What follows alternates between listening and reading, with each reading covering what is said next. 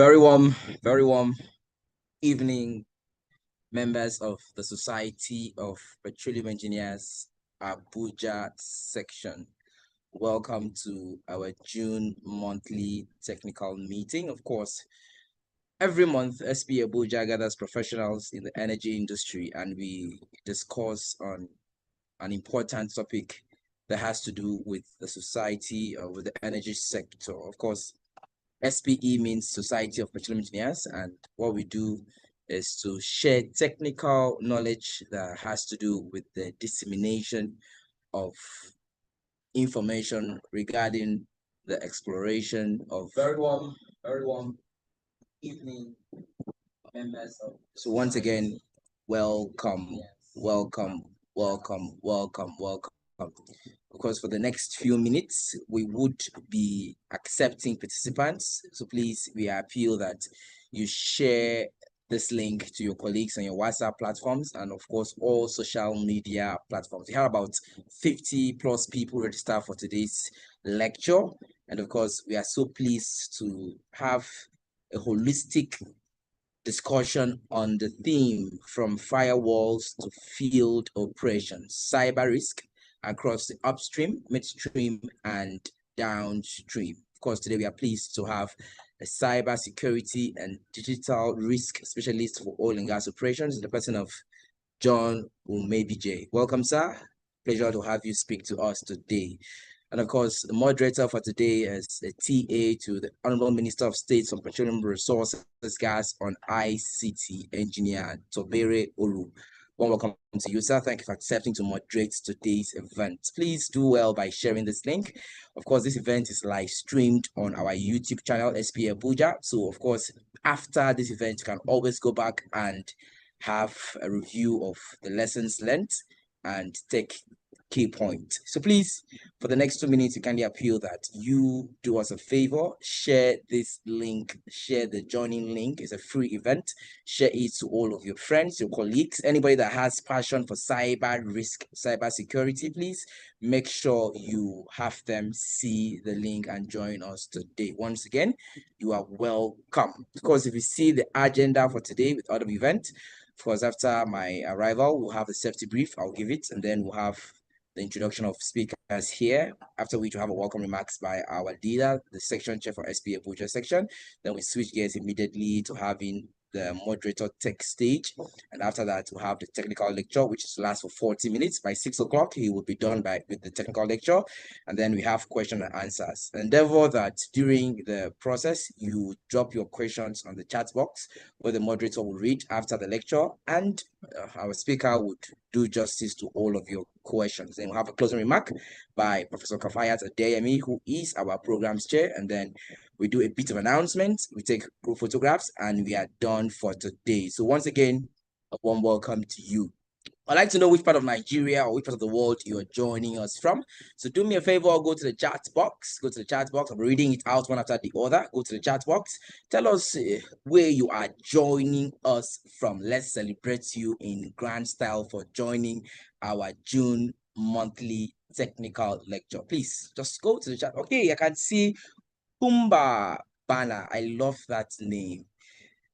Kumba, where are you joining us from? So Kaduna, welcome, Kumba. I see Ridwan Raji joining from Lagos, Nigeria, the city of entertainment. Welcome. Of course, we see Professor Kafayat Adeyemi, who's joined us from Abuja. Welcome.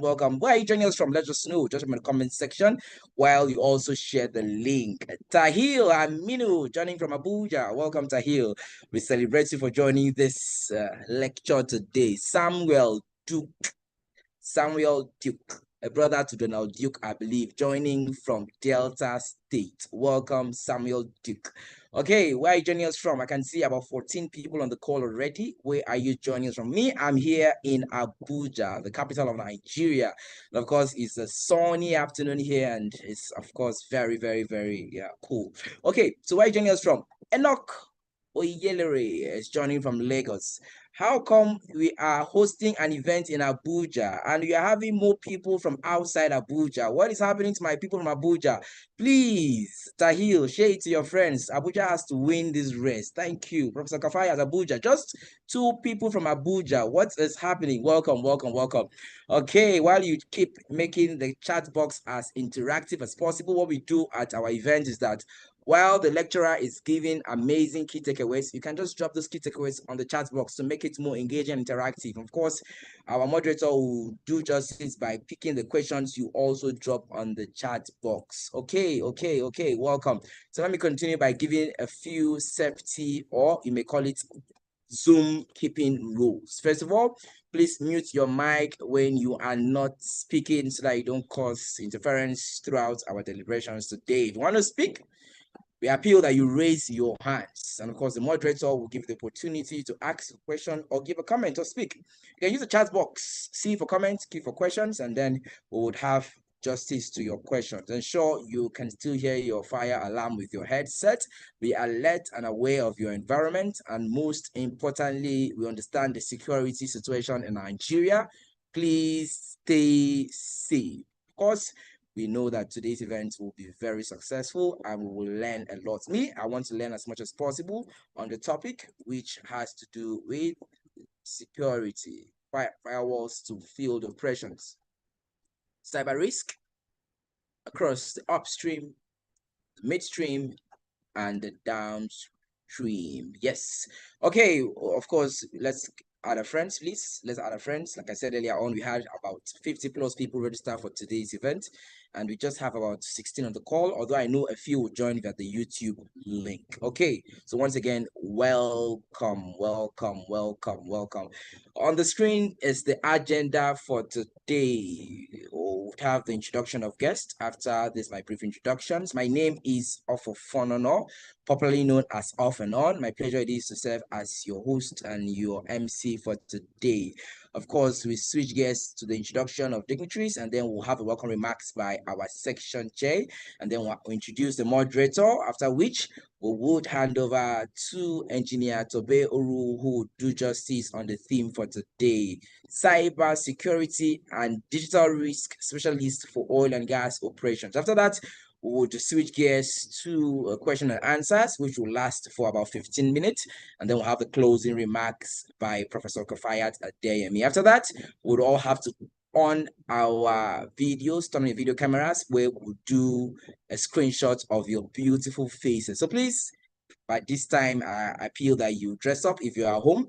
And of course, if you're driving, find a good place to park so that you can be part of that photo session at the end of the call. Let me continue by introducing some of our leaders on the call, respected leaders within SPA Abuja and outside SPA Abuja. I'll start by saying a warm welcome to the man leading us on a culture of excellence. Of course, speaking of Engineer Ikechukwu Okafor, PhD, the Section Chair of SPE Abuja. A very warm evening to you, sir. Confirm you can hear me, sir. Yes, I can hear you. Good evening, everyone, and thank you for joining. Good evening. Good to be here. Thank you, sir. We honor, we celebrate your excellence. We honor your dedication and your commitment to SPE Abuja. On the call, Your Excellency is also the program's chairman of SPE Abuja. I like to call her the brain box of events like this. Speaking of Professor Kafayat Adeyemi, a very warm evening to you, ma'am. Confirm you can hear me and you can see me, ma'am. Loud and clear. Good evening, everyone on the call, and thanks for joining us for our monthly technical meeting. Thank you so much, ma'am, for always radiating excellence wherever you go. Also on the call, Your Excellencies, of course, is the man that will be taking center stage for 40 minutes today on a theme he is well vested on: cybersecurity and digital risk specialist for oil and gas operations. Speaking of John Omibije. Welcome, sir. Confirm you can hear me. Yes, I can hear you. Good evening. Good evening. Good evening. I hope very soon we'll see your fine face, sir. And of course, thank you. Of course, John is a cyber security and digital risk specialist for oil and gas operations. Of course, he is going to be sharing his wealth of knowledge for the 40 minutes after our moderator introduces him. Of course, the moderator for today is the TA to the Honorable Minister of State for Petroleum Resources, Gas on ICT, another very well-vested gentleman, Engineer Tobere Oru. Welcome, sir. And confirm you can hear me and see me as well. Yeah, I can hear you and see you. Good evening, everyone. Nice to see you, sir. Thank you for accepting to moderate today's event. We know it's going to be exciting as usual. We also have on the call the membership chairman of SPE Abuja. If you have not joined SPE Abuja, this is the right time to join. Just go to his chat box and say, sir, I want to be a volunteer of SPE Abuja, and he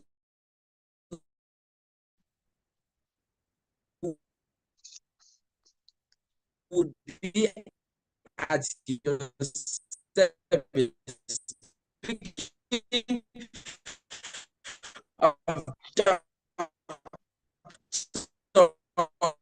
Ogene Rume Ogolo.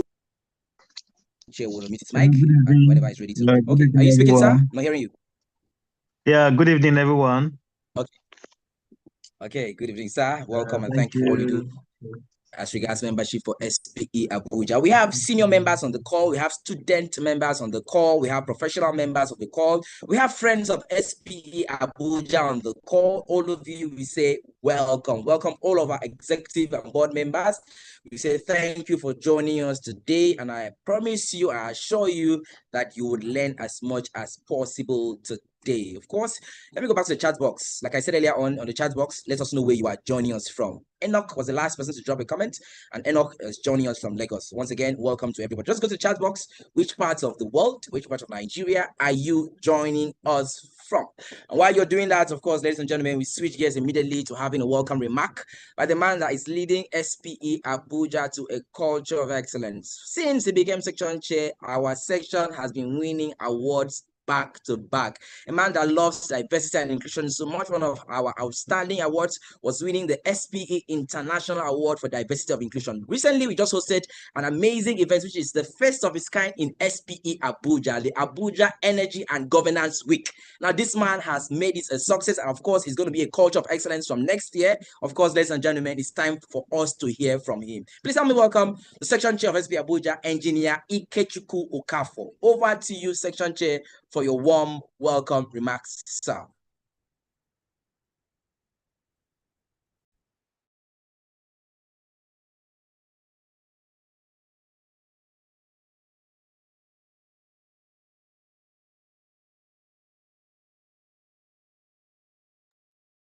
Good evening, Nathan. Can you hear me? Please confirm you can hear me. We hear your amazing voice, sir. Okay, thank you so much. Are you able to see me also? I don't know if it's visible enough. Okay. Thank you. Okay, good evening, everybody. It's good to be here. Always good to have a session with SP Abuja, and more so when it's a technical session. So I'll be quick with the welcome address. It's a pleasure to be here to warmly welcome you to the June edition of our MTM, which is our monthly technical meeting. Today's session addresses a very critical subject. It is not only timely, but it is critical to the sustainability and resilience of our industry. Cybersecurity in the energy industry is critical. As we're all aware, the energy industry is undergoing rapid digital transformation, from advanced exploration technologies to automated pipeline monitoring and smart system and distribution. Digital technology now sits at the very heart of our operation. However, this doesn't come without risk. Cyber threats is quite a risk that extends beyond traditional IT systems. These threats now carry real-world consequences. They can disrupt production, compromise asset integrity, impact safety, and even threaten national security. In today's environment, it is no longer just an IT concern. It is strategic, operational, imperative across the entire oil and gas value chain. This makes today's team, from firewalls to field operation, cyber risk across upstream, midstream, and downstream industry, both relevant, timely, and essential. It challenges us to broaden our perspective and understand how cyber risk intersects with physical operation and critical infrastructure. We are particularly privileged to have with us our distinguished speaker, John Omebije, who is a cyber security and digital risk specialist for oil and gas operations. His experience is quite critical at this time because he brings deep practical insight into identifying, into managing, and of course, mitigating cyber risk across the value chain. We are equally honored to have Engineer Togowe, who serves as a moderator for us today. As a technical assistant on ICT to the Honorable Minister of State for Petroleum Resources Gas, he brings a wealth of knowledge and a strategic perspective that will help us guide today's discussion and enrich our engagement and conversation. I encourage everyone to actively participate, ask questions, and share perspective as we collectively explore how to strengthen resilience in our increasing digital energy ecospace. Thank you once again for joining. I wish you a highly engaging and insightful session. Thank you.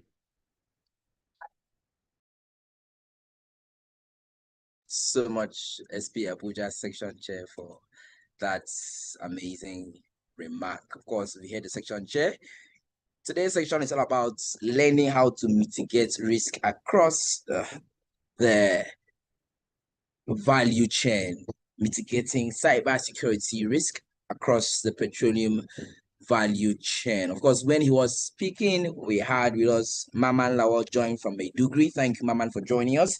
And we're also pleased to recognize the presence of the Director and Chief Executive Officer at Anthill Crest, Hilary Antia, who is also on the call. Welcome, and thank you, sir, for joining us. Ladies and gentlemen, let's know our moderator for today. I'll be reading his profile. Of course, you can learn a few from who this man is. He is a distinguished cyber and digital policy expert with over 15 years of experience in the global energy industry.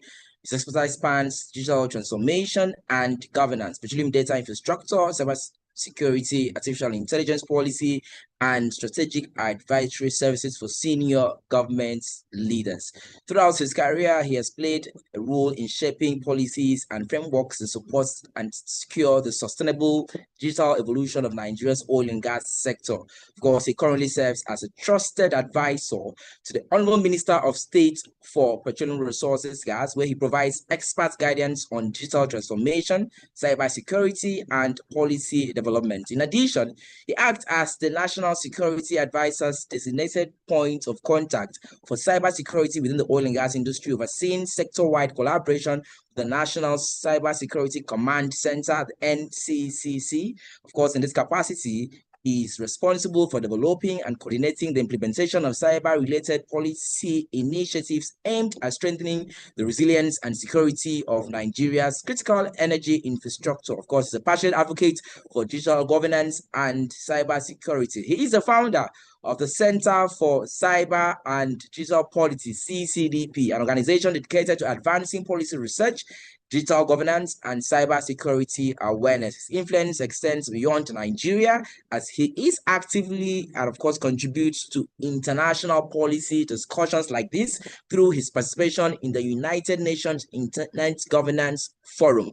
He's a member of the IGF Policy Network on Artificial Intelligence, where he co-authored reports on multi-stakeholder approaches to AI governance and also contributes to the Internet Rights and Principles Coalition. As part of the United Nations Global Digital Compact consultative process, he led a country-specific study examining global approaches to artificial intelligence regulation on cross-border data flows, further demonstrating his commitment to shaping responsible digital policies in an increasingly interconnected world. He's a member of the Responsible AI Institute. You can give me some virtual applause if you wish, reflecting his dedication to the ethical development and deployment of emerging technologies.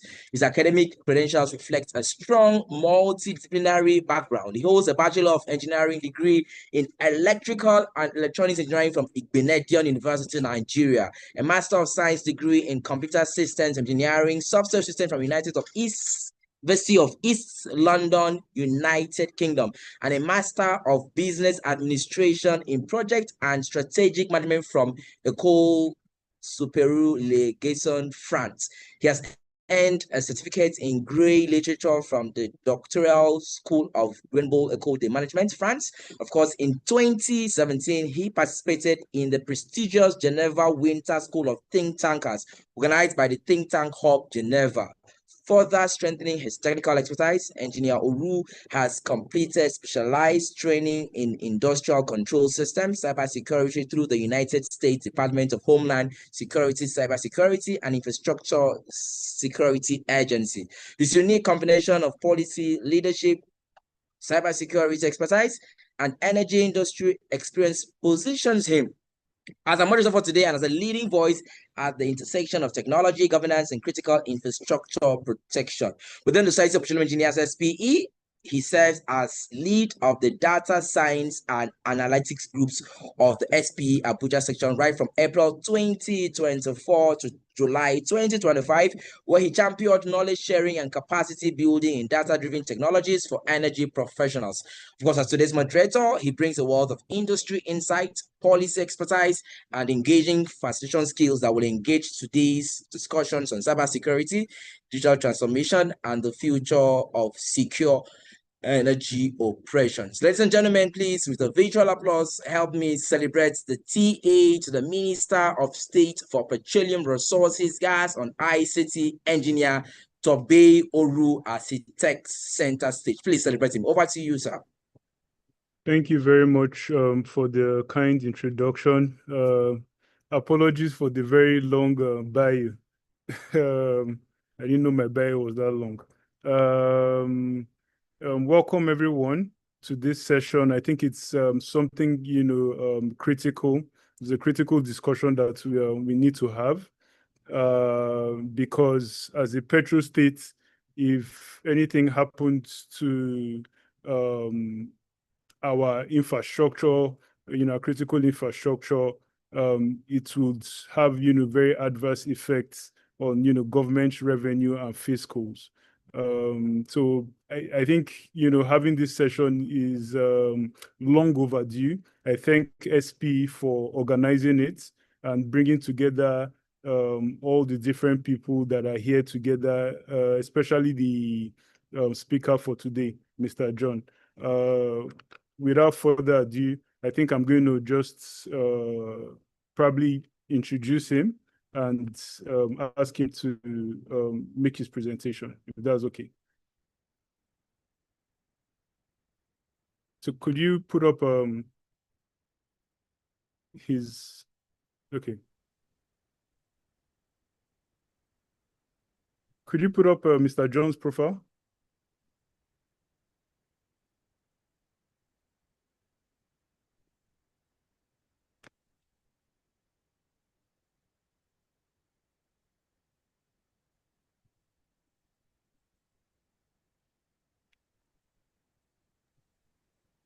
Confirm you can see his bio is already projected on the screen, sir. No, I can't. Okay, yeah, beautiful. So Mr. John is a cybersecurity and software risk specialist. Hold on. With extensive experience in helping organizations understand and manage the growing cyber threats facing today's digital and operational environments. With a particular focus on the oil and gas industry, his work examines how everyday technologies, from software applications and vendor access systems to industrial control and operational technology platforms, can introduce hidden risks that affect production continuity, safety, and asset integrity. Known for his practical and engaging approach, John bridges the gap between technology and operations by translating complex cybersecurity concepts into clear, real-world business and operational implications. His expertise enables engineering, operations, and technical teams to better understand how cyber threats can lead to operational disruptions, production losses, financial exposure, and safety incidents if left unmanaged. As the energy sector continues its digital transformation journey, John has become a respected voice on the intersection of cybersecurity and operational excellence. His presentations focus on helping organizations identify vulnerabilities early, strengthen their resilience, and implement proactive measures to mitigate cyber risks before they escalate into major incidents. Drawing on industry relevant examples and practical demonstrations. He delivers insights that resonate with both technical and non-technical audiences. You can clap for him. John's areas of expertise include cybersecurity risk in oil and gas operations, operational technology, OT, and industrial control systems, ICS, security, ransom, and operational downtime risk, software architecture and digital transformation risk management, contractor and third-party cyber exposure, very important, as well as incident awareness and operational readiness. His work is informed by globally recognized frameworks and standards, including NIST Cybersecurity Framework, CS ISO 27001, Information Security Principles IEC 62443, Industrial Cybersecurity Concepts and Secure Software Design and Risk Modeling Methodologies. Through these frameworks, he helps organizations align cybersecurity practices with business objectives, operational reliability, and safety culture. Passionate about building cyber awareness across the energy value chain, John continues to support organizations in making informed decisions about technology adoption, digital transformation, and risk management. His mission is to ensure that cybersecurity is not viewed solely as an IT concern, but a critical component of operational excellence, business continuity, and sustainable growth in modern energy industry. Thank you for joining us, John. You're welcome. I would like us to just begin, your presentation. Thank you. Thank you. Good evening, everyone. I want to sincerely say that I appreciate the fact that I'm here to speak to us here. And today we are going to be touching some parts that maybe that on a normal day it's hidden, on a normal day they are unknown, but we're going to actually go through them one after the other this evening. So without further ado, I still want to say that I am John, or maybe Jay. I'm a cybersecurity and digital risk specialist for oil and gas operations. So I combine strategy. Sorry, let me share my screen.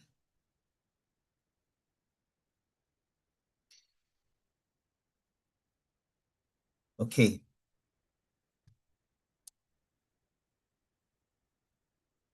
So I combine strategy, software engineering, and real-world security assessment, which basically means that I get to play the bad guy ethically in industrial sites, so you don't have to face the real ones.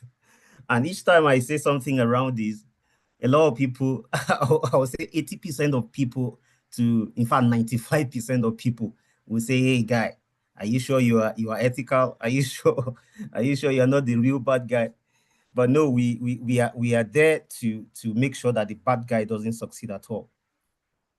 Now today we are skipping the dramatic Hollywood hacks. Instead we will talk about something far more dangerous: how everyday operations and trusted connections can quietly turn into cyber risk pathway. Okay. Especially out in the field, where those gaps can go from a small thing to a very big and catastrophic incidences. But before we continue, very quickly, because of our time, I want to ask this question: how many see cybersecurity as primarily an IT responsibility?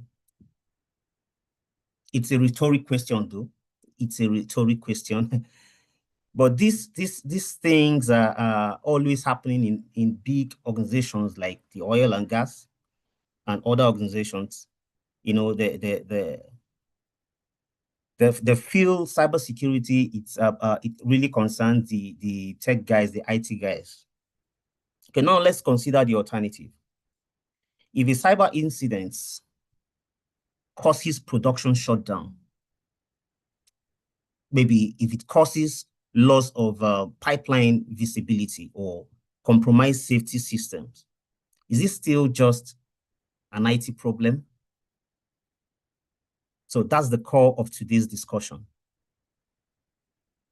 Now let's step outside ourselves for a moment and look at this together. As an operator and executives, we naturally view our facilities from the inside out, we look at our organizational charts, our written policies, and the firewalls we paid good and huge amount of money for. Each time we see our setup, we actually see a fortress.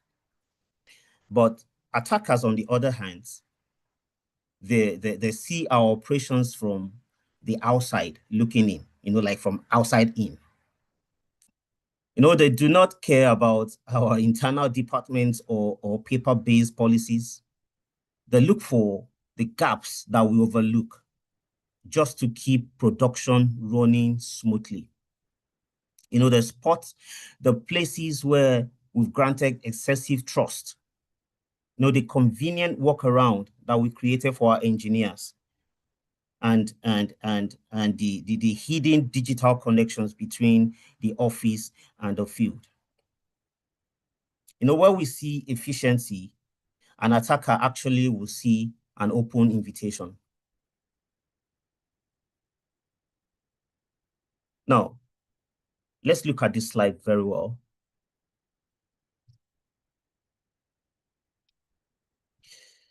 The hardest thing for people to grasp about industrial cyber incident is that they don't look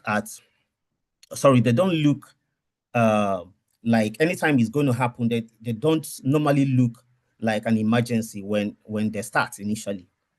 Every single major cyber disaster is in history started on a day that looks completely normal and beautiful. Like everything is working normally, everything is going on like beautifully. There's nothing to show that something is going to happen today. That's what I want to show on this slide today. Like, for example, though, at 6 a.m., there's a shift change and a login, or, the after shifting, the new guys will log in, and all that. And there's a normal flow of everything, everything is normal. So let's say at 9 a.m., a third-party contractor logs into like logging remotely, to do their routine maintenance as usual. And let's say, for example, again at 12 p.m., there's a routine field inspection, like maybe a procurement manager opens an invoice and so on. Normal day operations. So, and on the dashboard, everything is green. The difference between keeping the facility safe and suffering a catastrophic outage isn't a massive alarm going off. That's one thing we need to know. It's having the ability to spot the exact microseconds where a hidden risk quietly walks into the field, under the guise of normal business. By the time the physical emergency starts, like by the time it comes out and everybody's seeing it, the digital battle has been lost like hours ago. That brings us to the upstream sector. There's a common misconception that upstream operations are just heavy iron, mud and manual valves. Okay, the reality is that modern upstream is highly digitized. That's just the reality. All right, from experience, from what we have seen. We rely on intelligent downhole sensors, automated drilling packages, and real-time data acquisition platform, like our SCADA and all that, to maximize our yield. And why that digital evolution makes efficiency skyrocket, it introduces a severe structural trade-off. Our exposure, like the connectivity, the sensors that we bring into our system, into our network, actually expose us to things that like it opens up an attack pathway or attack surface for the attackers. Now, our exposure rises exponentially the moment we force legacy field, like legacy field hardwares or devices, to connect to our recent, like the modern technology. When we try to connect those old legacy systems, okay, to work with our new network, to work with our new technology. Those things, normally they are gateways, they are interfaces that they can work together, okay? But what actually happens is it opens up a very big pathway for the attackers to remotely attack our infrastructures. Let's look at the realities here. We have to, now let's just try to shatter 4 major myths about field operations.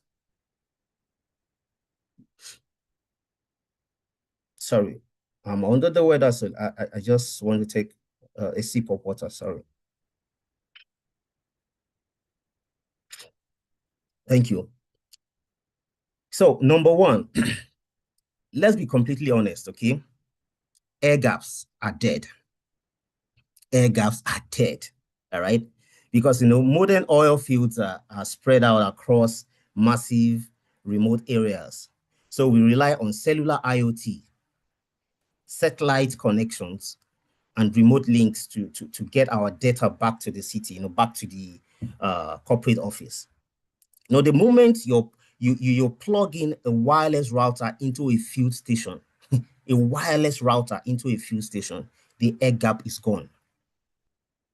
Now, number 2, physical access is massive. Like it's massive okay, let me put it this way. Physical assets that are manned and isolated are vulnerable. When they are unmanned and they are isolated, they are in isolated environments. They are very vulnerable to attackers because attacker can simply walk up to a junction box there, open the panel and plug like a malicious USB, a flash drive directly into an active PLC as a programmable logic controller. Now, number 3, our legacy hardware is a ticking security clock. We have systems out there that have been running perfectly for 20 to 30 years. They are excellent at pumping oil, yes, but they lack the processing power to run modern security software. And you cannot patch them without halting production and losing millions of dollars a day. So finally, the consequences in our sector are strictly kinetic. In corporate IT, a breach means stolen data or leaked emails, stolen information from the server and all that. But in the field, a breach means an attacker overrides physical safety limits, destroyed multi-million-dollar equipment, triggers massive environmental oil spills, or maybe even causes explosion that could cost human lives. In operational technology, as OT, right? Bits and bytes, ones and zeros, can become fire and steel before you know it. Okay, now let's look at this diagram and break down the exact mechanics of a field exploit. We often talk abstractly about protocol weaknesses, but we need to understand how an adversary actually gets a grip on the protocol running down in the mode of a remote flow station. Talking about Hollywood again, Hollywood has trained people to think that hackers magically manipulate the physics of an oil rig from across the globe through maybe sheer wizardry. That's a myth. I think we know. In the real world, attackers don't just break the physics, or they don't even break the physics of the equipment. They simply use our own encrypted network and the protocols against us. The absolute backbone of our upstream and midstream operation is the Modbus protocol, or some people will call it Modbus protocol. Okay, we have the DMP3, the distributed network protocol 3 and all that. But most times attackers go after the Modbus protocol. They go after other protocols also. And Modbus has 3 fatal structural flaws: 0 confidentiality, 0 integrity checks, and absolutely no native authentication. Every single message is transmitted in completely plain text. When I intercept any message coming from a Modbus or going to a Modbus, let's say coming from a Modbus, when you intercept it, you are going to see everything in plain text. When you see 0, when there is 0, you are seeing 0. When you see A, you are seeing A. When you see 2, you are seeing 2. Now, it has no concept of password. If you can send a packet to a Modbus device today, it will blindly obey you. It cannot tell the difference between a senior engineer and a malicious actor. Like, this is a hacker. No, it can't tell the difference, because anything you send towards a Modbus protocol, it works with it. It runs with it. Now, look at the 3 attack paths on the left side of the screen here. Now, this is how they actually get onto the network in the real world.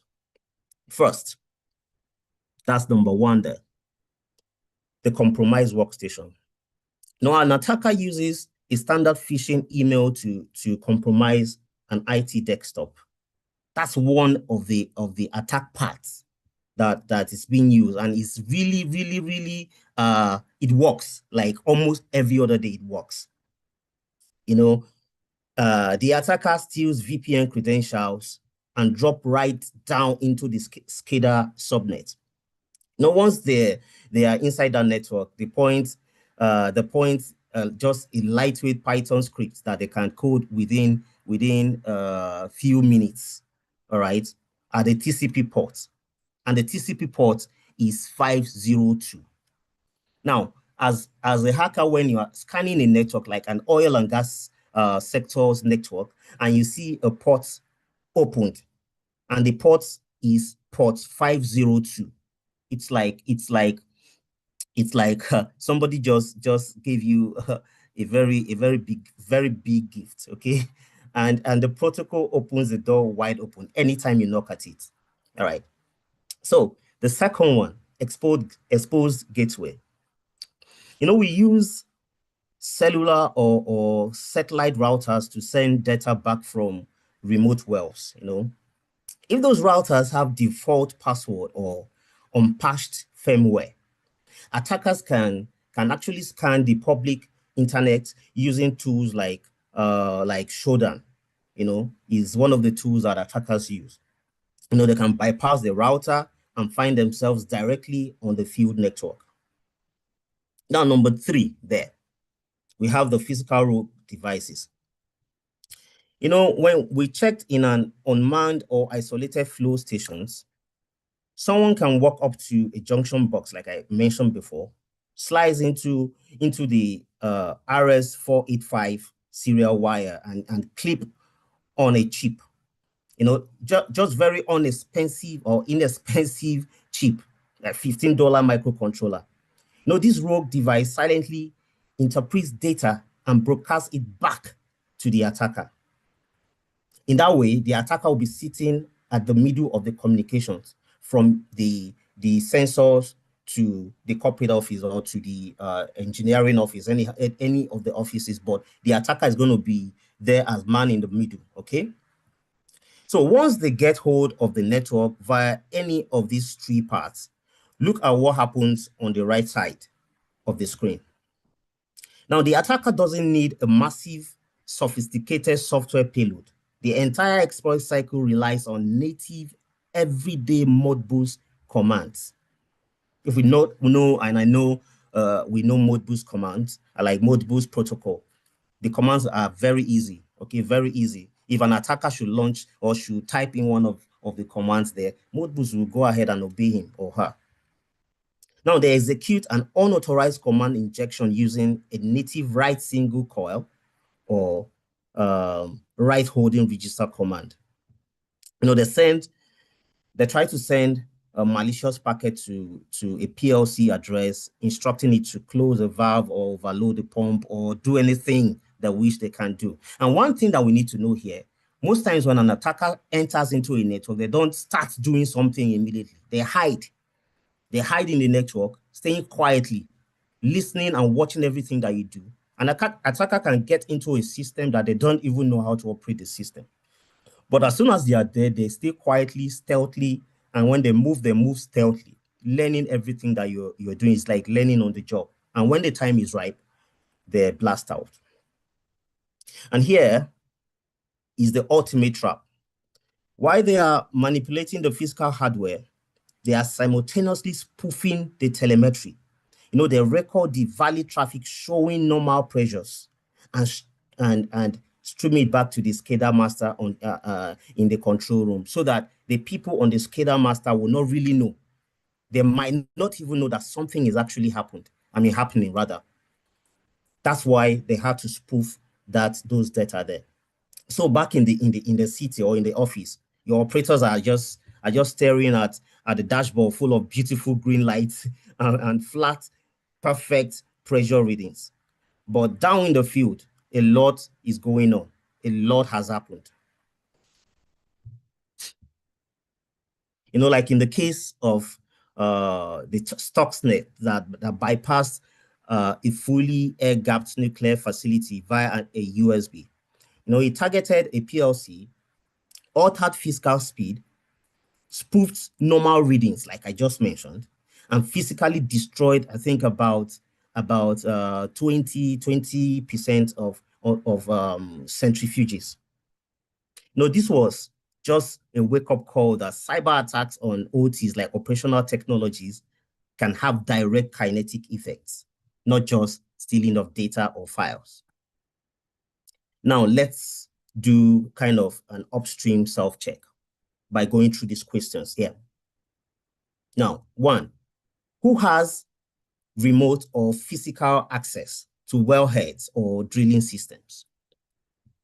Like I said initially, it's not for us to even answer here. Just look at the questions and maybe answer yourself. Now, number 2, how many legacy devices are still in service? How many of them are still operational? How many of them are still in use?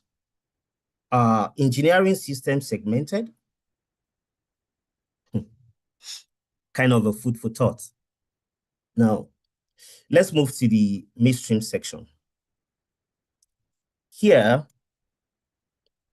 our entire operation, like that in the midstream, lives and dies by uninterrupted visibility. We have to know what's happening across thousands of kilometers of pipeline and at any given seconds. So what do? We try to upgrade our connectivity. We try to deploy remote satellite links, cellular techs, and fancy IoT sensors all across the field. So nobody has to drive 3 hours or a couple of hours into the swamp just to check a pressure pump or a pressure gauge, as you might call it. It's convenient, it's modern, right? And management loves the dashboard, the green, everything looking good dashboard. But here's the catch. Every time we make life a little easier for our field engineers, we also roll out the red carpet for an attacker. Yes. Every single one of those convenient new connections is just a brand new uninvited doorway to our physical assets. That's the irony. You know, it's just like we wanted a window into our operation just to be checking things, but we actually gave a hacker a backdoor.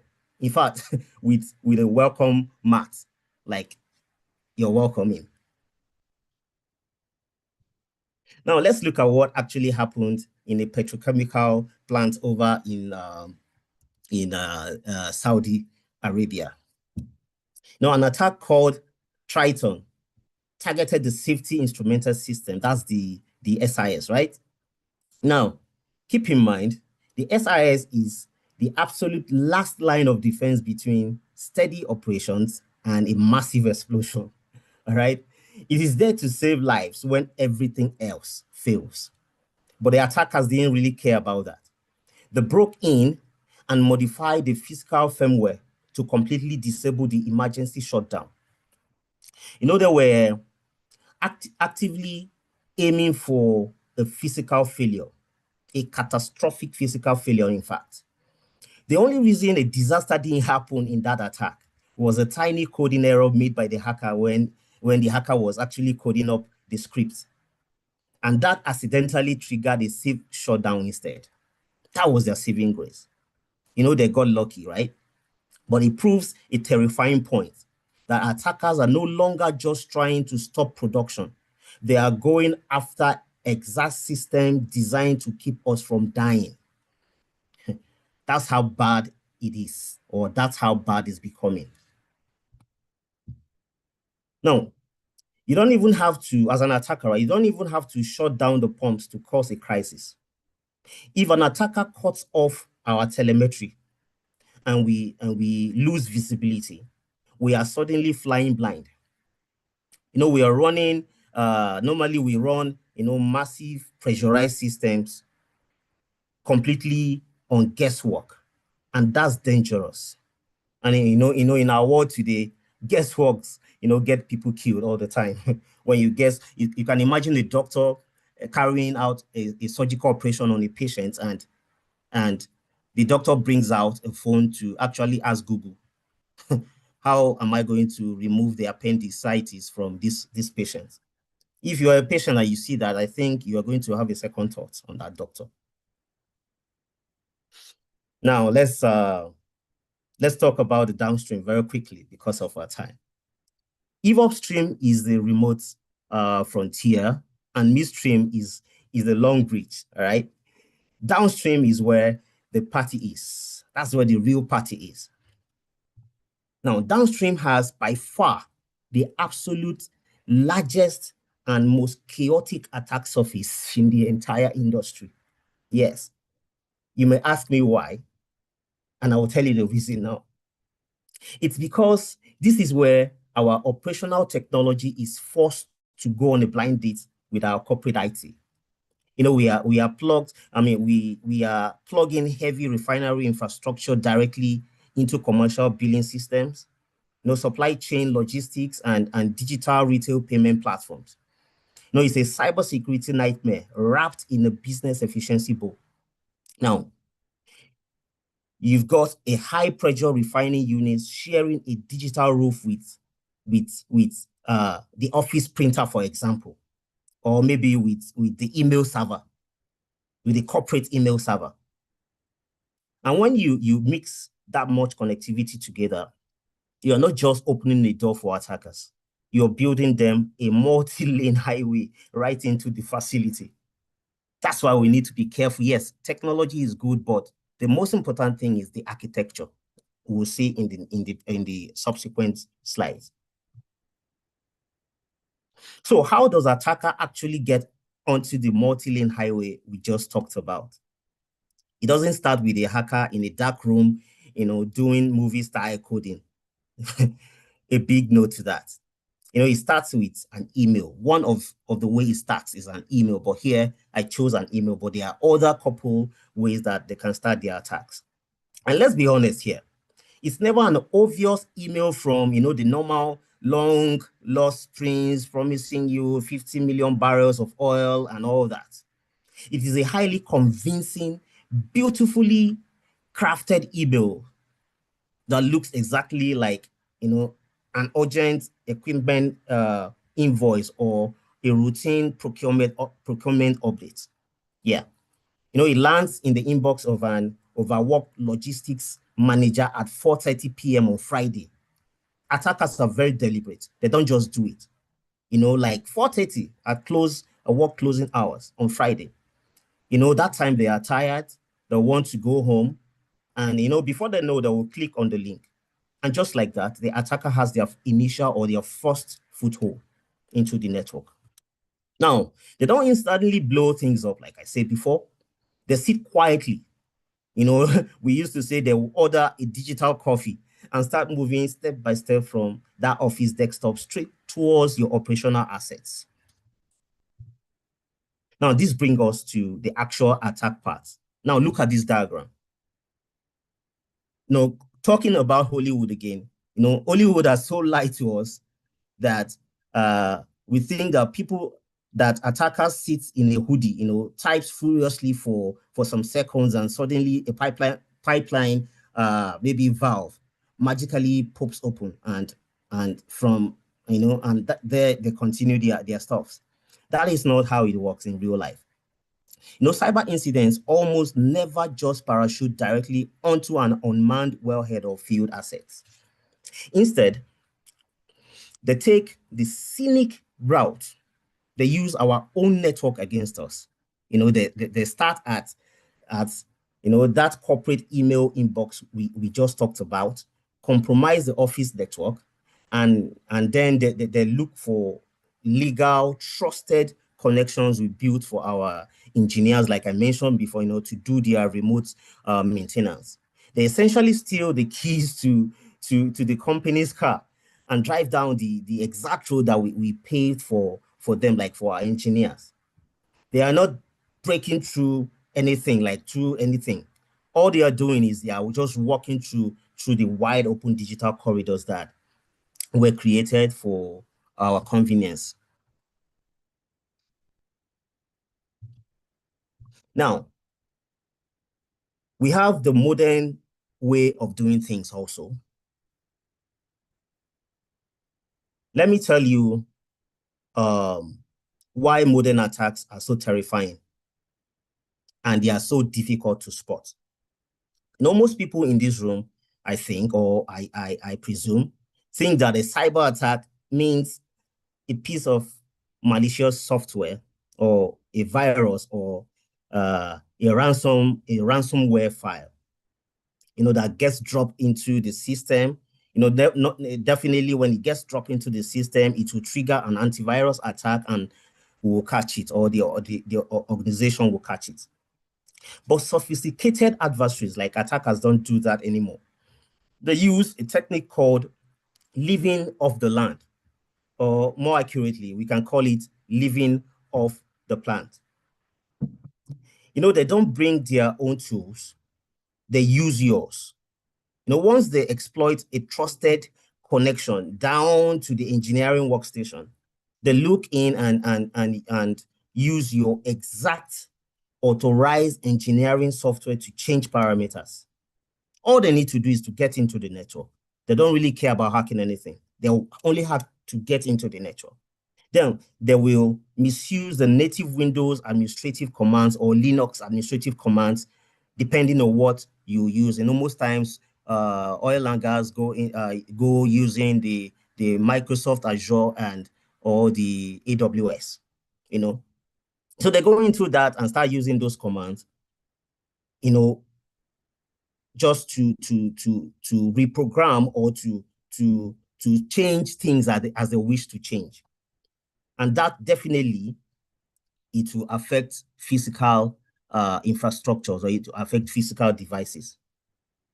Now, to your security operations centers, it doesn't look like an attack. There are no corrupted files, no strange attachments, and zero malware signature triggering alarms. It looks like the exact and the normal certified field engineers doing their routine afternoon maintenance. The hacker is blending completely into your everyday traffic. They are not breaking into the control loop. They are just simply masquerading as the operator. So even if you want to run an audit check, sometimes you are not going to see that there is a malware in the network. So no alarm, no siren, okay? Because you are using your engineer, the tools that your certified engineers are supposed to be using. Now, this brings us to one of our most persistent and dangerous weakness: shared accounts. When multiple operators or shifts or maybe third-party contractors use a single generic login like shared admin or operator one or SCADA operator, something like that, that's just the credential they use to manage few controllers or OPC UA servers. Accountability is entirely erased, or in fact is zero in that case. If a malicious modification occurs, or if there is an attack, or an unauthorized command is sent to a pipeline controller, for example, our incident response immediately hits a brick wall. You know why? Because we cannot trace the action back to a specific person or workstation or a compromised credentials. For an attacker, a shared account is a holy grail. Okay, it provides permanent unmonitored backdoors access that allows them to actually blend in seamlessly with everyday operational traffic. If we do not have individual accountability at the keyboard, we do not have control over the facility. That's the gospel truth. Now, IT, normally, who truly owns the security? Who owns the security? Now, IT points at operations. They are like, they never patch on time, like they never patch their devices, their systems on time. And operation, at the same time, points accusing fingers back at IT. And they are like, don't you dare touch my systems and kill uptime, because their concern is uptime, no downtime at all. And normally vendors proudly say their proprietary devices or systems are completely safe. And executive leadership, on their own part, they just want the risk, to disappear by next quarter's meetings and all that. But here's the truth. When a cyber incident actually happens, it completely ignores the organizational chart. Suddenly, the problem belongs to everyone, especially when that digital breach travels from the office, the corporate office network, all the way down to the physical assets in the field. Security is not an IT problem. It's not an operational problem. It's our problem. Like, it's everybody's problem. Now, the real question now here is, are we going to keep playing the blame game or start owning the solutions together? Now, very quickly, let's go to solutions section. As we pivot to solutions, we have to understand what attackers are actually searching for when they target our infrastructure. Now, too often than normal, organizations obsess over highly advanced, cutting-edge software exploits that sound like science fiction. But the reality is that attackers are practical. They don't look for the hardest way in. They look for convenience, misplaced trust, and complexity. I used to say this. People say attackers or hackers are very smart. Yes, that's true. They are smart, but they are lazy when it comes to, actually, it's not lazy, it's preference. When a door is shut, when a window, there is a window, there's a door, and they ask you to choose where you want to go through. The window is narrow and the door is widely open. It's not locked. You should choose to go through the door, right? So attackers normally look for the visibility gaps where we are not monitoring network traffics. They exploit legacy protocols like the modules that I mentioned before that lack basic security controls.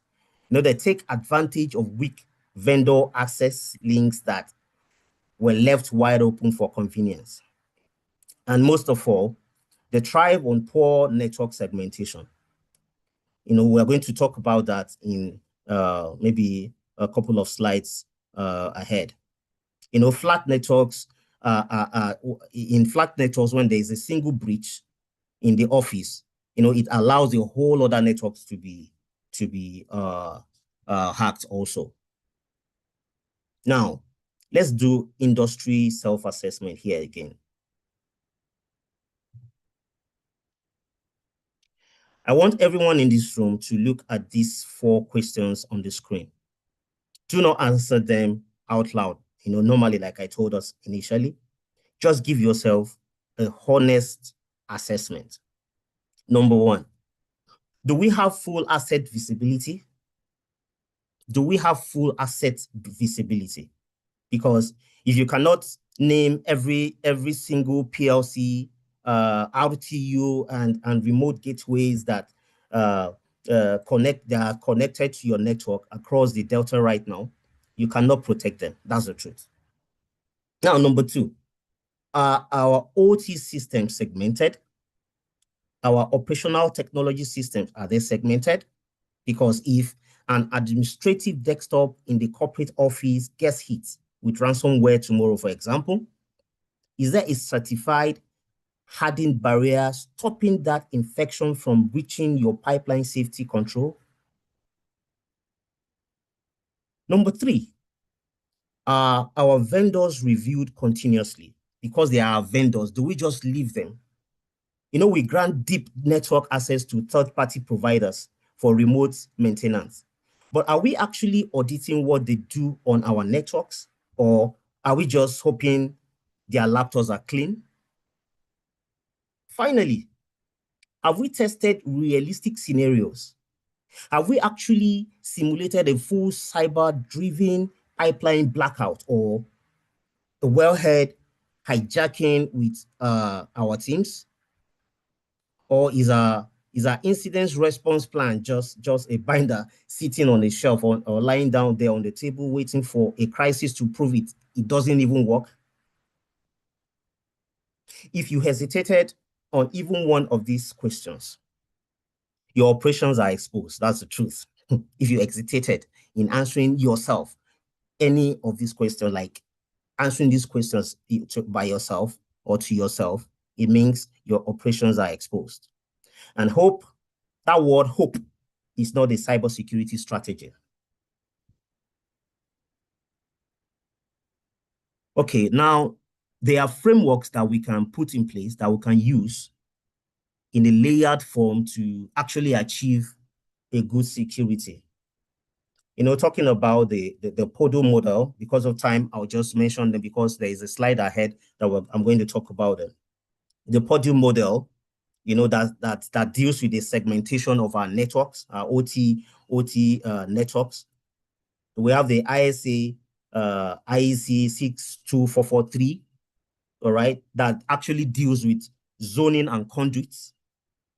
Okay, we have the NIST SP 800A2 that focuses on OT specific priority. It actually focuses on integrity, and availability. And I know we know that we are engineers here. Now, these frameworks, combined with strong asset management, continuous monitoring, vendor governance, and tested incident response, like I mentioned above, turn field exposure into managed resilience. Now, we've looked at the vulnerabilities and we've looked at the real world disaster, in brief or in summary. Now, let's talk about what good looks like. Perfect security is impossible, that's the truth. But resilient operations are absolutely achievable. If you look at the top of this diagram, now this diagram, you will see the corporate zone. That's the level 4 and 5. This is where our business operates. This is where our corporate emails live, like email server lives. And where the initial phishing attack we talked about earlier typically lands. In a poorly designed flat network, an attacker could jump straight from an email inbox to a physical asset. But, excuse me, notice the glowing red barrier cutting right through the middle of the screen. These red barriers here. Now, this is our industrial DMZ. We call it our industrial demilitarized zone. That's the level 3.5. Structured around the podium model. It creates a hard architectural break. Under ISA IEC 62443, we treat these as distinct zones and conduits. Data cannot simply pass through. It is forced through deep packet inspection firewalls and strict patch management checkpoints. When you see here as the patch management checkpoint. Now, the administrative conduits shown in blue keep office traffic completely isolated. These ones here. Now, down here at the bottom, on the physical floor, or our levels 0 through to 2, this is where our basic control, safety systems, and actual pipeline infrastructure live.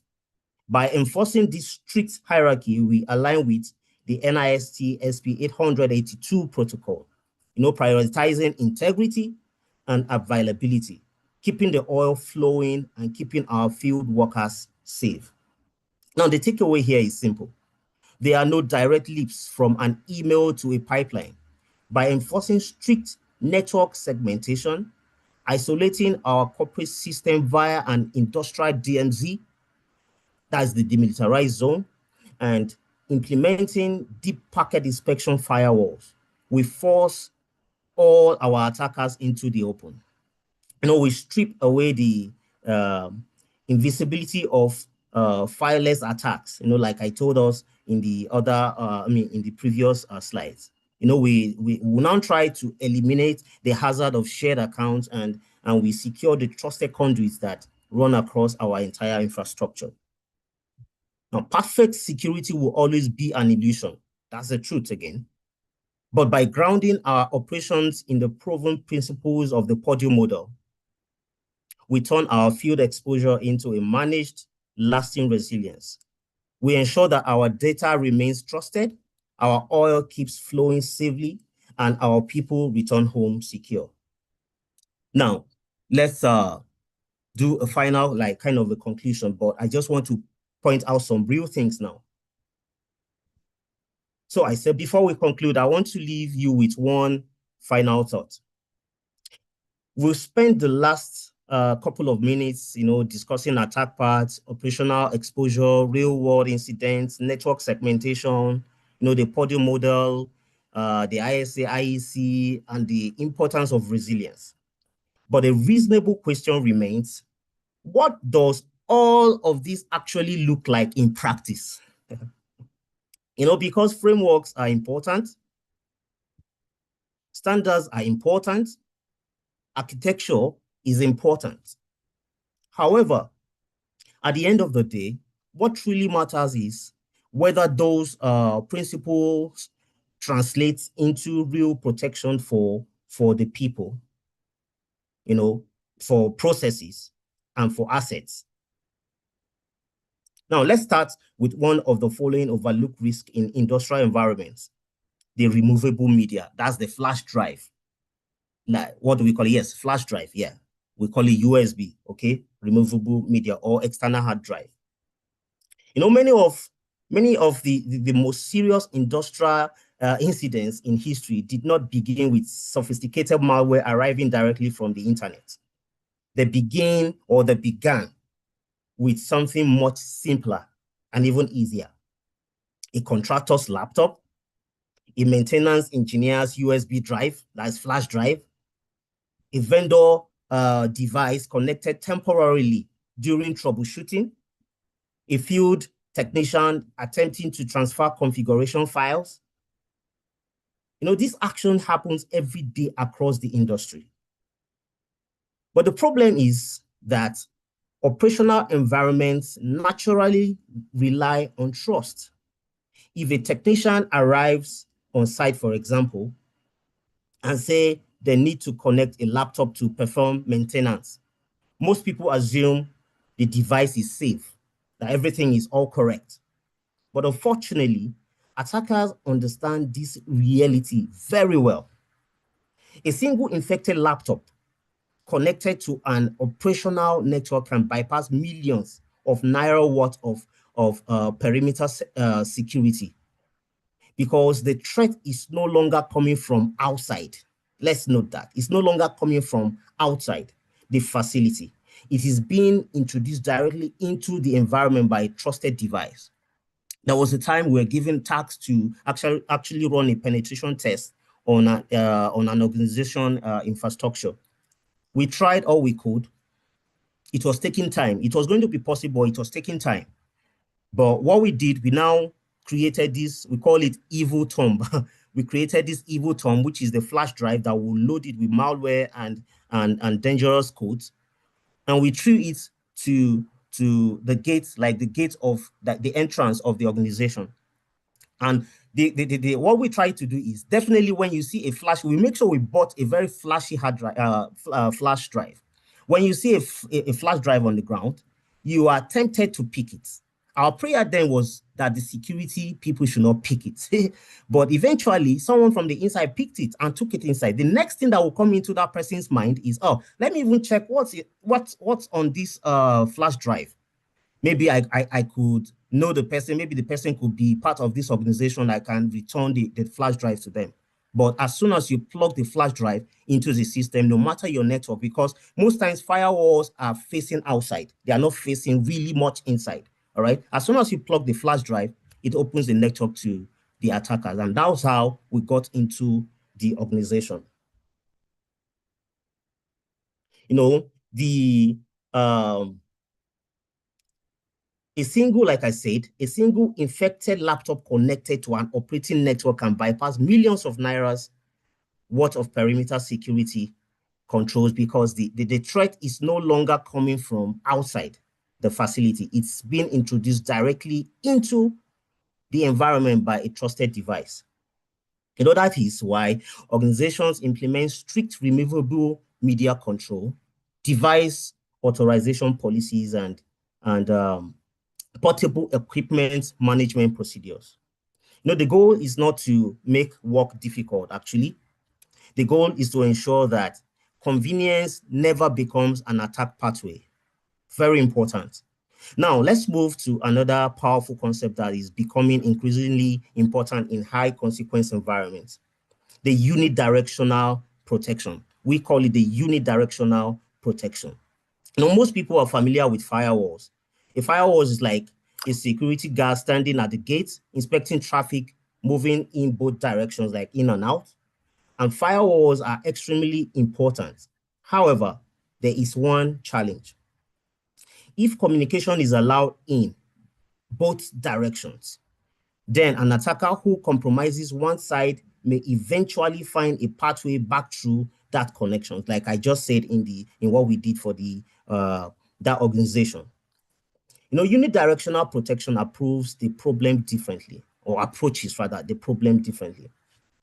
Imagine a pipe that allows water to flow in only one direction. You know, water can move forward, it cannot move backward, no matter how you try. Now, this is essentially the idea behind the unidirectional security technologies. Operational system can safely send information outward for monitoring, for reporting, for analytics, and business visibilities, for our SCADA, our telemetry. But external systems cannot send commands back into the operational environment. The pathway simply does not exist. That's why it's it's a one-way thing. Now, this dramatically reduces the possibility of remote attackers pivoting from corporate networks into a critical operational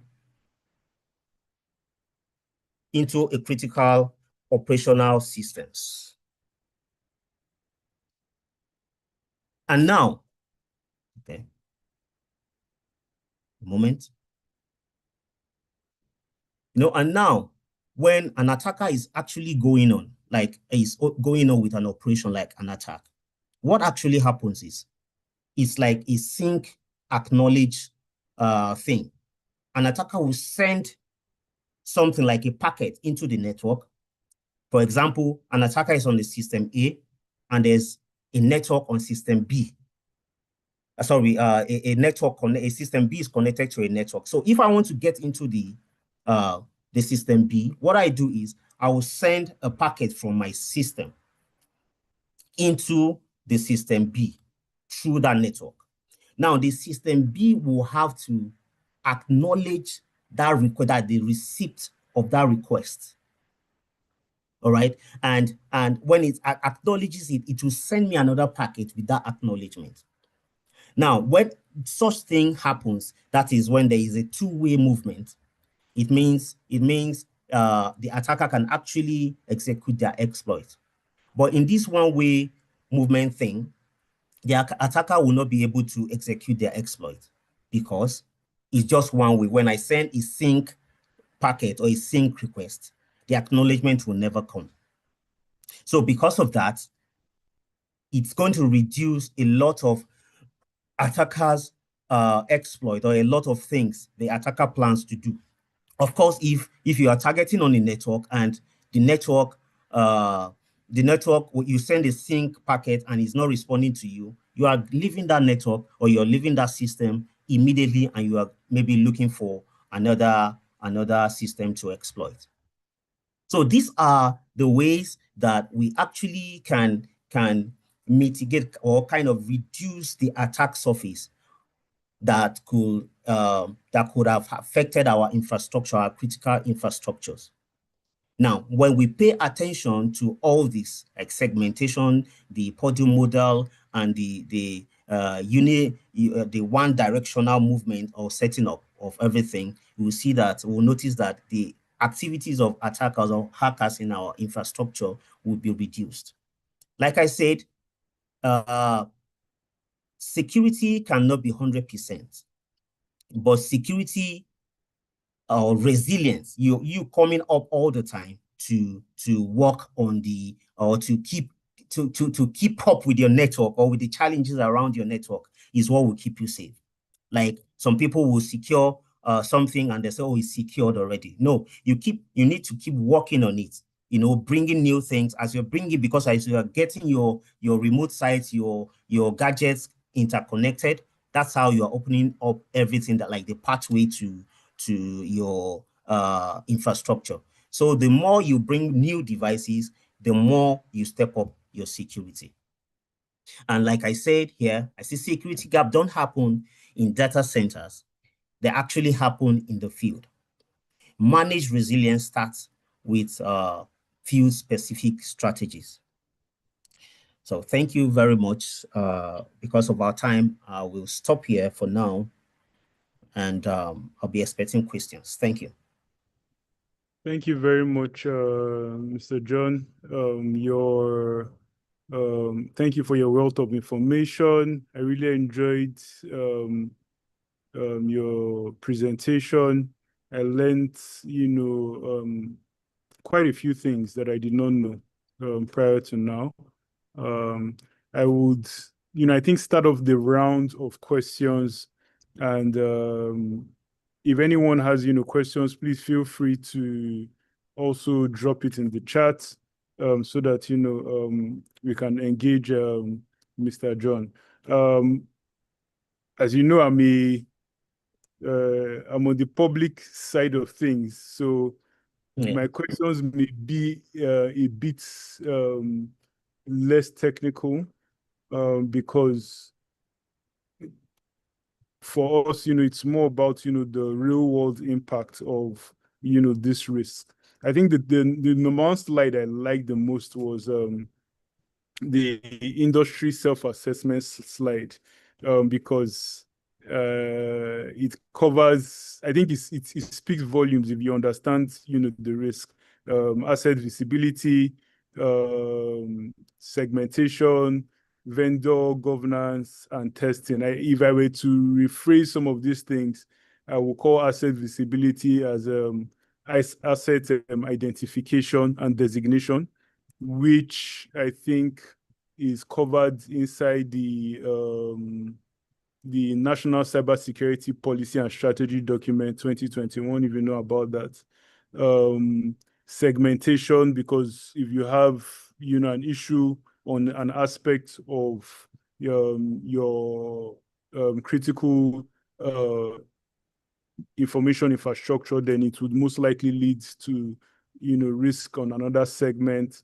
Vendor governance, because it third party and supplier risk management, I think, is something that private operators don't take into consideration, especially within the scope of geopolitics today. We should be considering like security by design, because certain devices could have, implanted risk from, the word go. So I really, really enjoyed that. I think I'm just doing a recap and, focusing on, the thing. And then finally, I think you spoke of testing, which is, how do we respond? What's our incident response like? And I think the things I've just said would give you an idea of where I'm going to with some of my questions. The first question I will ask, really is, many oil and gas facilities depend, like, I said, on third-party vendors. How can operators balance operational efficiency with the need to control and monitor vendor access? Did you get me? Say it again, please.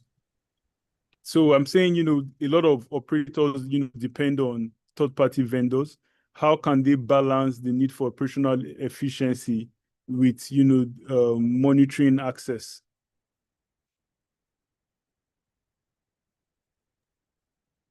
Now we are talking about the uptime and the security now. Yeah. So, there is also this misconception that when you put in much security, it reduces the efficiency. All right, we've had that time and time over and over again. But the thing is, okay, let's say for example, we have a sensor on the field that's monitoring let's say the temperature, for example, all right, temperature of something, all right, and that sensor, it's an old, sensor that we've been using 20, 30 years ago, all right, and yes, and like I said before, we have introduced new things already that are in the whole system. Okay, now what we are going to, the way we are going to handle it is, it's not like we are going to actually work on those sensors, or maybe if it's a gateway, kind of, we're not going to work on those gateways directly. Now, what we are going to be doing is we are bringing this security beside the already owned devices that we have. This security is not going to be inside, like we're not going to actually open up these devices and put the security in that way. Maybe if we had tried that, it will reduce the speed or something, or the efficiency of the temperature reading or something. Okay, but what I'm trying to say here is security is standing on its own, efficiency is standing on its own. They can only work together. They don't cross each other. Now, what happens is when a packet is sent from, let's say, the maintenance office, all right, it's going into all these things are working normally, nothing is happening to them, but these security gadgets are just installed like how will I call it now, like in a parallel way, like this is here, this is here. The only thing is you can't just get directly to these devices again, but you can unless you pass through the security, all these, let's say, for example, gateways and devices that we are bringing in for security. So there's no way that security is going to be affecting the efficiency of the infrastructure. Yes, infrastructure totally. But they work like parallelly. They work hand in hand towards achieving a common goal. Okay. So the efficiency. Okay. Yeah, go on. Okay, so the efficiency that you've been having, you are still having it. The security will increase and it will even help you. So that's what we preach. Yes, sir. Okay, so if that is established, that I think taking extra measures, regarding maybe third-party suppliers, does not, affect, operations. I think the next question is, probably why, why isn't, I'm going to change it, move on why isn't important, but emphatically, I would to emphasize rather what who should ultimately own cybersecurity risks in oil and gas industry. Should it be the leadership, executives, or should it be government? Okay. All right. I see where the question is going, but Yeah. I think who should actually own it? Yeah. Because you shared in one of your slides, you showed, Yes. an ownership diagram, right? Yeah. I saw, execs, I saw IT, I saw, vendors, Yeah. So what you've said is, because most CEOs will probably tell you, what I just want to do is get oil out of the ground, right? Make more money. My operational efficiency is the most important thing to me. Even a lot of people in government will say that, right? Want to increase our daily production because that, would have a direct impact on our revenue, and the rate of dollar, etc., right? Spending more time on trying to, have, cybersecurity measures, in a lot of people's thinking may be not very important or may be deficient to, operations. But, like you rightly established, it doesn't, reduce operational efficiency. Now, since we've established that, like I said, who's then responsible, right? Or, between the executives and, government, like I said. Okay. Who owns cybersecurity? The reason why the first time you asked the question, the reason why I smiled or I laughed a bit was I said I actually know where this is going. Okay. Yeah. Now, who owns? Who owns the security? Actually, like I said in the previous slide, security, like the action itself, is for everyone. All right. In each of the level that you find yourself, there are things you do, okay, to help in the security, in the cybersecurity of the critical infrastructures. But when it comes to policy making, right, that's why I laughed. There are two different things. The normal engineer can not just make policies, right? But there are policy makers in every organization, right? But the feedback comes from each of those actors, each of those like engineers, these all those different levels. Feedback comes from there. And when the feedback comes from there, through the normal organograms and all that, that's why I say it's for everybody. But when the feedback finally gets out of those layers, it comes to the table of the policymakers. And amongst the policymakers, I guess, maybe they are engineers too, they are cybersecurity guys too, and all that. But they will now use all of this feedback they got from the different layers of their organization here to now make policies on what to do. Yeah. Pertaining a particular thing or pertaining security of their critical infrastructure. But for security in itself, all fingers need to be on deck, because it could be from me, it could be from the engineers. In fact, something happened, okay, very quickly, sir. Something happened some times ago that it is like, I mentioned it briefly. It's because of the time I couldn't say a lot of things, okay? It is the engineers that are supposed to fix things, that are supposed to do things, run maintenance, scheduled maintenance, that an attack came through, because they are using a laptop. The laptop they use for that operation, they still use it at home, connecting to other Wi-Fis. connecting to, yes. So from there is, I wouldn't know. Someone, maybe an attacker was monitoring and dropped something there. And as soon as you come there, you connect your thing, it goes. And also another thing, even from vendors, sir. Vendors also, most times, that's why I say, how often do you check them? Now, vendors in patches that they release to patch their firmware, to patch everything, do you know that a malware or an exploit can be attached to that patch? They will not know, but their patches are there. They are there. This time is too small for us to really how to get them. Awesome. I love that response. I think, like you rightly said, everybody needs to be involved. So I think that your diagram, you need to include, people in public sector, because for us, I think why, that's critical is threat intelligence, right? So if you know how someone broke into your house today, you're going to respond not just by, building measures, but chances are, you have neighbors and you will tell your neighbors, this is how this person came into the house, right? That's, I think the beauty of having threat intelligence, where, we can then, sort of metamorphosize and become more resilient with what happened to party A, party B, C, D, E, F can learn. And then there can be, improvement in how we respond or how we, protect, critical infrastructure, like you rightly mentioned. So yeah, I think it's an ecosystem, really. Yes. I'm going to take one of the questions from the group chat.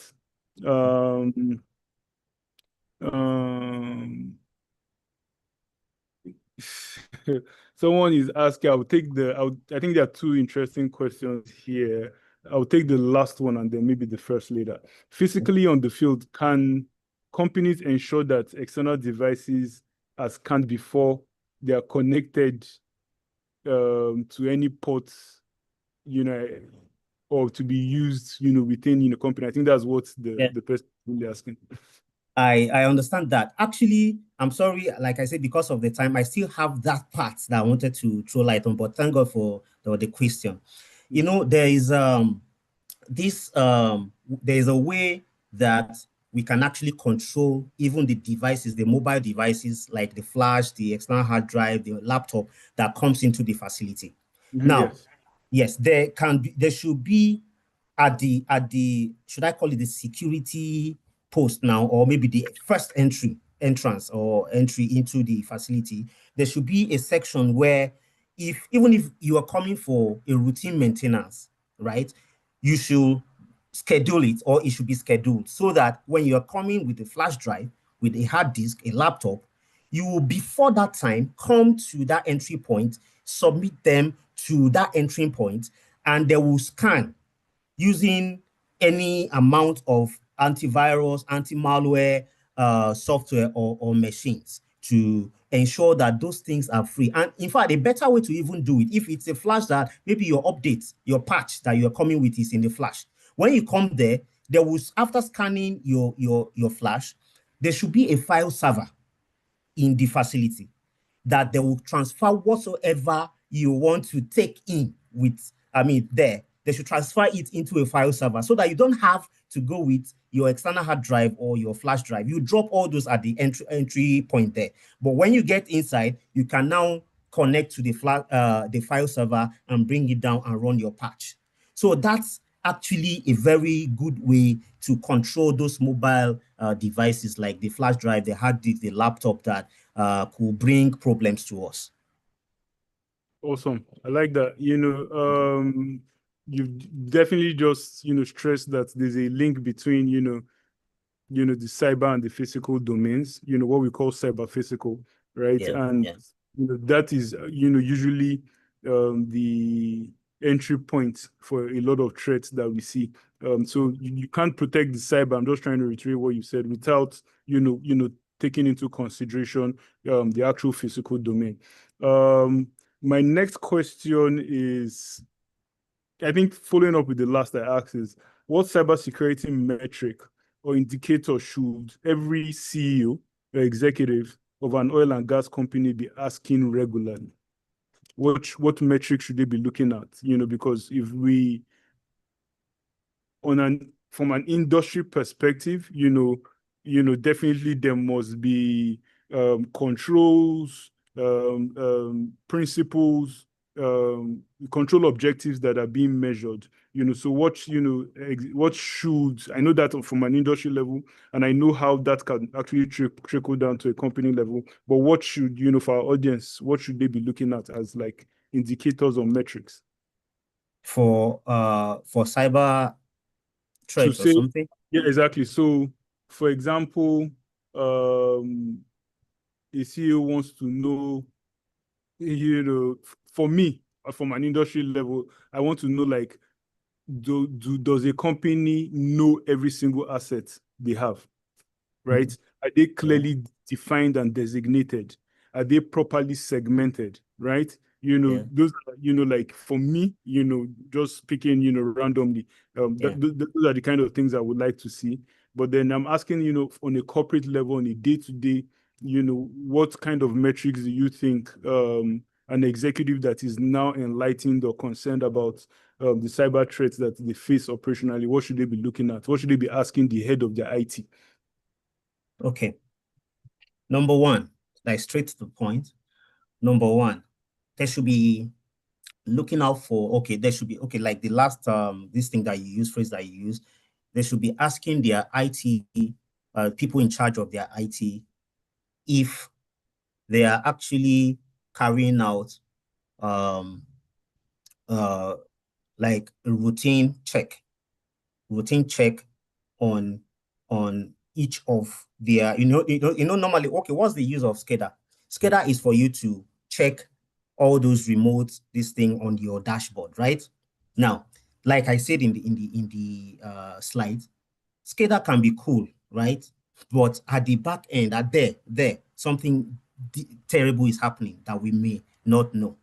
Now, they should know that they should have this idea, and they should know now be reminding their IT people in charge of their IT regularly to be checking for things like on a normal good day, check for things beyond that normal operations. That's number one. Check for things beyond normal operations. Like everything is good, yeah. Everything is nice, yeah. But what if something is happening there? That's a question that should be on there. What if? What if?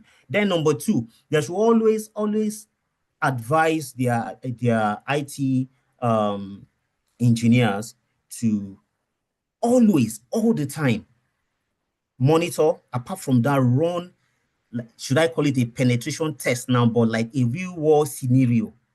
When was the last time you ran a penetration test on our devices, on our network? When was the last time? Because the reason why they need to be asking this question is because, like I said initially also, everything may be looking normal. Everything, I just wish, I don't know, I just wish I can show us this thing. Everything will be looking normal. But deep down there, yes, a lot of bad things are happening. But it's when you run your penetration test, like run a scenario, like a real world demo kind of, okay, that you get to know what's happening at the back end. And they should also advise or be talking to them about the how will I put this thing now? When during upgrades, are they upgrading their devices, their gateways, their firmwares and all that? Then during upgrades, are you always there with these people while they upgrade? Do you understand what they do during the upgrades of the firmware and everything? Those things also should be monitored. Okay. Yeah. You're going. Okay, finish okay. your thought. Okay, those things also should be monitored. And also, very importantly, they should always, their directors most times may not be very knowledgeable in this, but they should always ask their IT professional or officer if they sorry, okay. Okay, sorry. they should always ask them if they're actually like getting in touch with the devices that they have. That's why I say I know they are not really the IT, but they know that there are things on the field, there are sensors on the field, there are networks that they are using.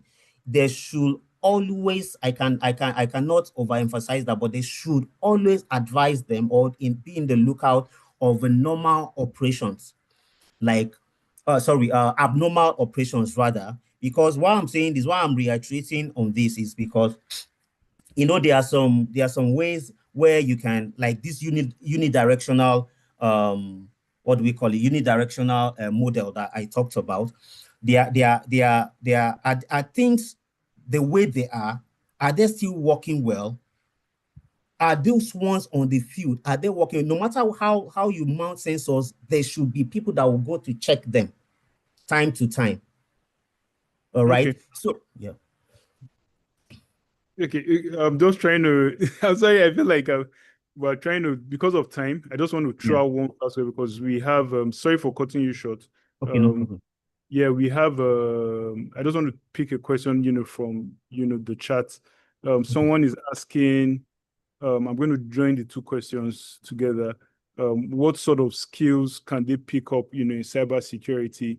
And if they want to pick a project topic for cybersecurity in the energy space, can you recommend one?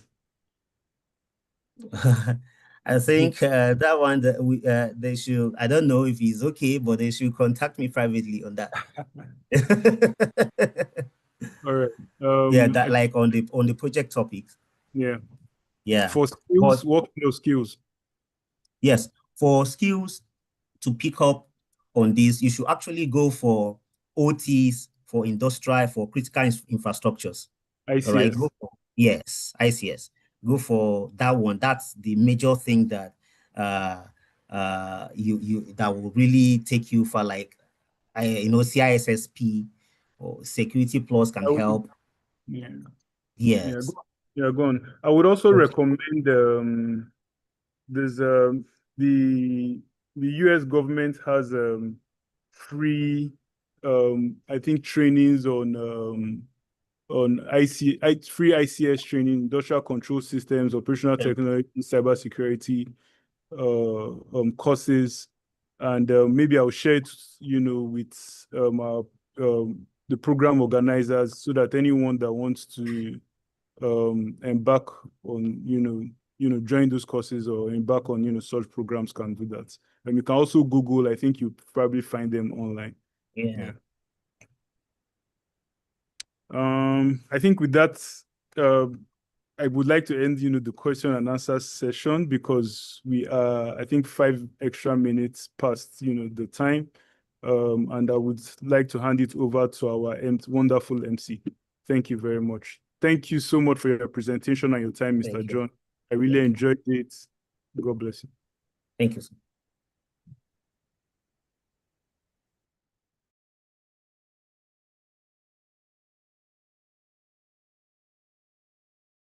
Wow, that was one of the best technical sessions we've had this year.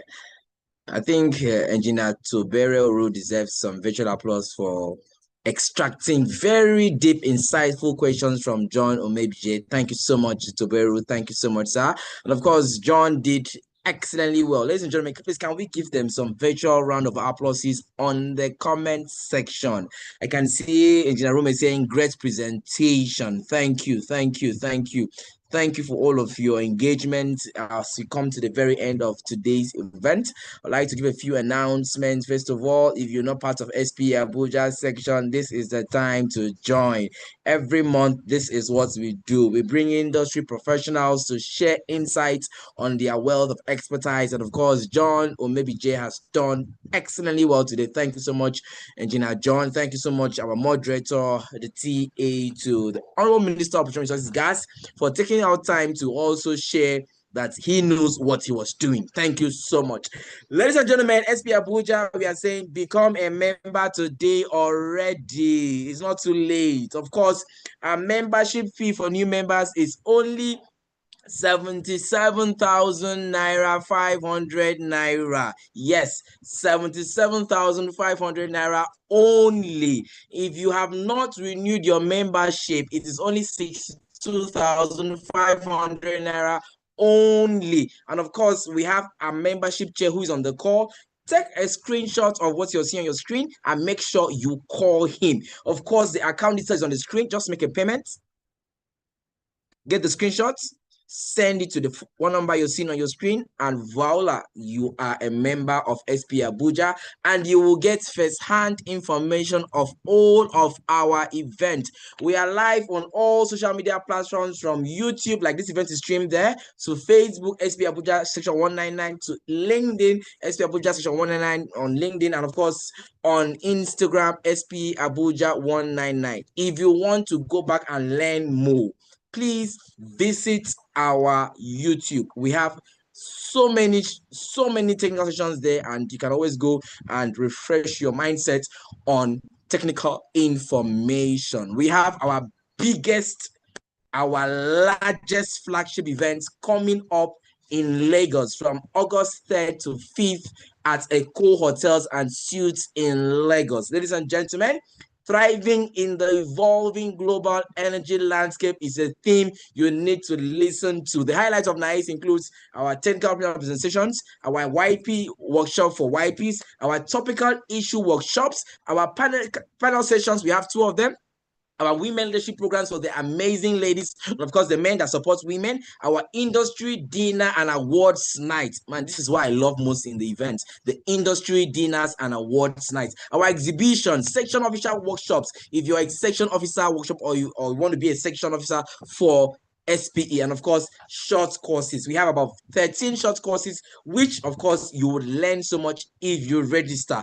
The link is on our social media platforms. All you need to do is to take a screenshot of what you're seeing on your screen and register.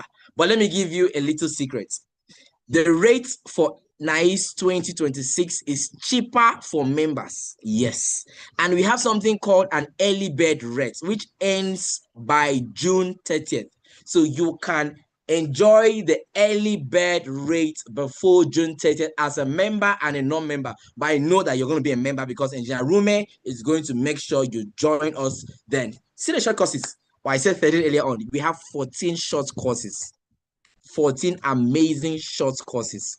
Of course, we have something which has to do with cybersecurity here on the short course, which you need to find and register. Ladies and gentlemen, let's have the closing remarks, and it will be taken by our program's chair, Professor Kafayat Adeyemi. However, she's ably represented by the membership chair, who is ready to check you so you can do your membership registration today if possible. Help me welcome Engineer Ogene Rume Ogulu as he does his closing remarks on behalf of the program chair. Over to you, superstar, phenomenal membership chair. Over to you, sir.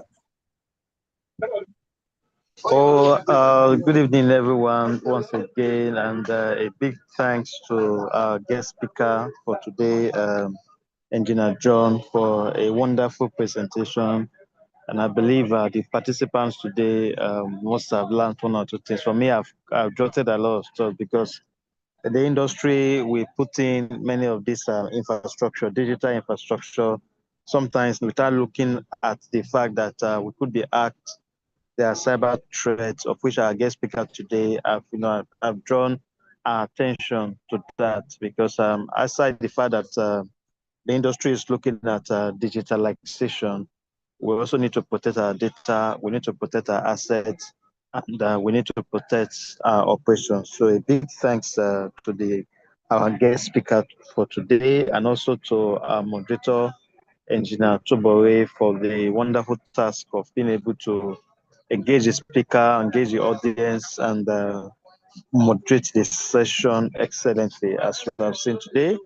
We also thank section members that have joined, young professionals, senior members. We can see some board members who are also on the call at the moment. We recognize your presence and appreciate you for joining the call. So once again, we appreciate everyone, and most especially we thank our guest speaker for a wonderful lecture which he has delivered today. I want to appeal that I hope we call next time. We want to appeal that let the doors always be open, so that at least we could continue this conversation. So once again, thank you, and I wish everyone a good evening. Thank you.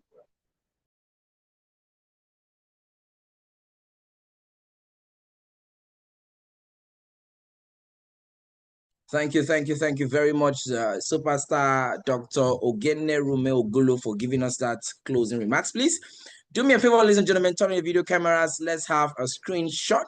Let's see your beautiful faces wherever you joined us from. And let's say thank you for joining our MTM today. We'll share this on all social media platforms. So yes, make sure you dress very well. Make sure you give me a very warm smile. Make sure you look as amazing as John or maybe Jay. I like you, sir. I love your glasses. You look so phenomenal. Oh my God.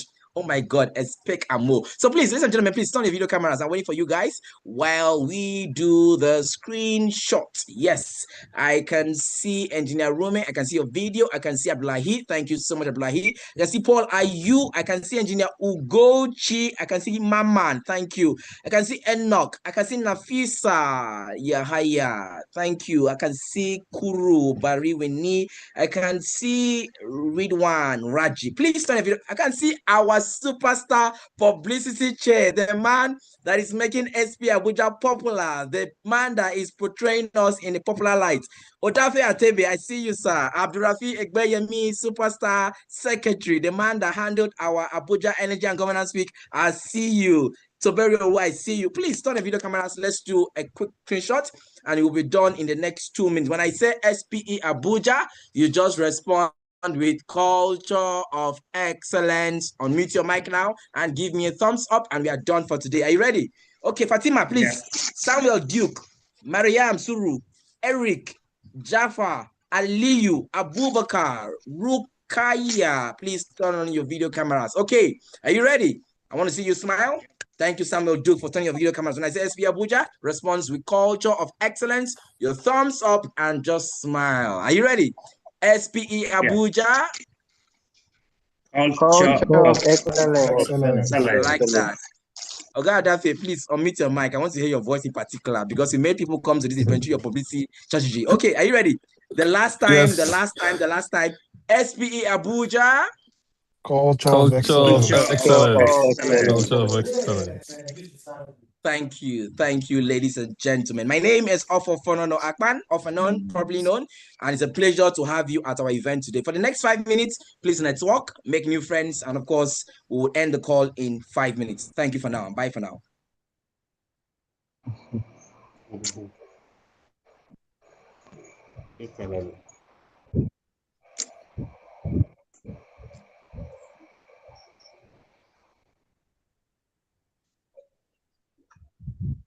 Falalu.